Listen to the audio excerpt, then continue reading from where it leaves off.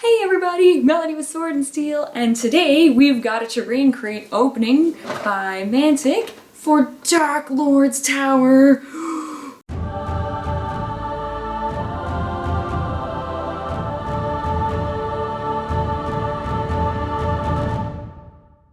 Ooh. Now what sort of secrets hide in the Dark Lord's Tower? Let's find out.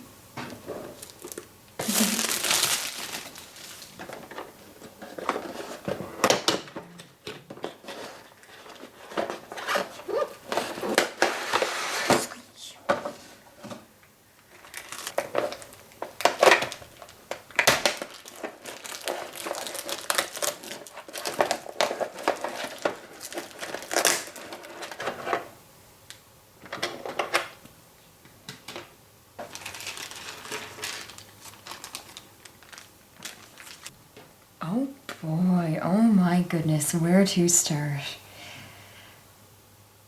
I would be afraid of every single one of these pieces that I found in a room as a player in a campaign. Oh my goodness. Unless I was the necromancer, then I would be in heaven because this would be an awesome room for all of your stuff.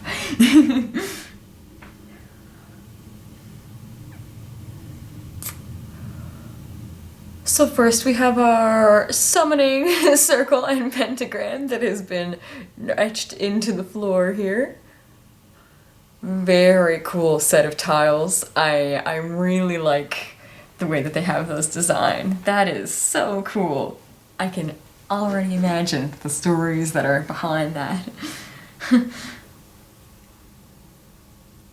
Next it looks like it gives you a tomb piece, kind of a main crypt. It definitely looks like the place that you would seal away some super evil. It actually even has these little hooks here, so you could potentially have some chains or maybe a little bit of rope or something tying it down if it was really a big scary figure.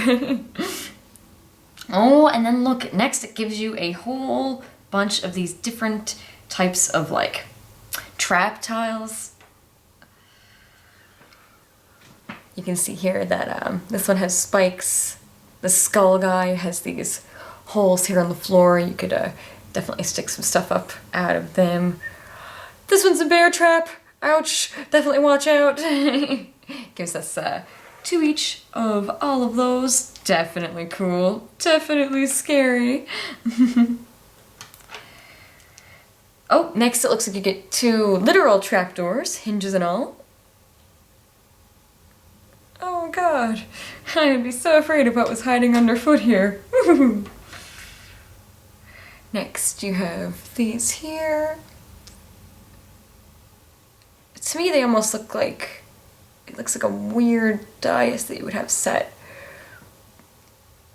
But I suppose you could use it for a bunch of different things. That's kind of the wonder of these terrain pieces and with D&D is that a lot of it can be whatever your imagination wants it to be, which is super, super cool. Oh look, next you get these 2 ladder pieces here. They are knotted on either side too, so you wouldn't have to worry about one part necessarily being a front versus a back. And the quality of all of these are fantastic. I have not noticed a single iota of warp in this kit at all.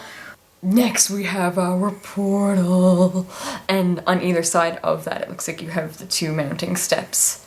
Again, you wouldn't have to worry about one side necessarily being a front versus a back. You could definitely use either, and they both have the swirl imprint here. I would be so excited and also terrified to see what kind of a monster came out of that one. Next you have your ominous boulder, which I personally feel like is maybe one of the scariest pieces because like, where did it come from? Where are you going? Boulder, what is your prime directive here? I would not want to see that crashing towards me in a dungeon. And then you get these cool little smaller accent pieces as well. These mounts here with their ropes tied on. It looks like something has escaped. Next, you have your pulley and lever systems.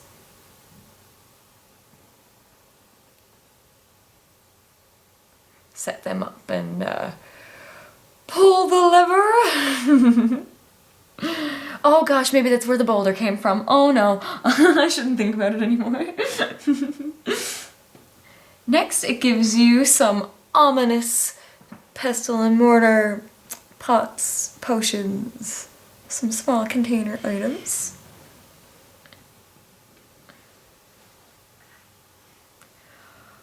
Followed by this crystal ball here on a very spiky, very spooky dais. Oh cool! Next it looks like it gives you these spider webs. You get the circular piece here. I'll show you this one first. So that one is on an actual standing mount and is in the full circle, and then you get this one here, which is kind of in a triangle shape, so like, yeah, you could put him up so he would be kind of a cobweb in a corner kind of thing.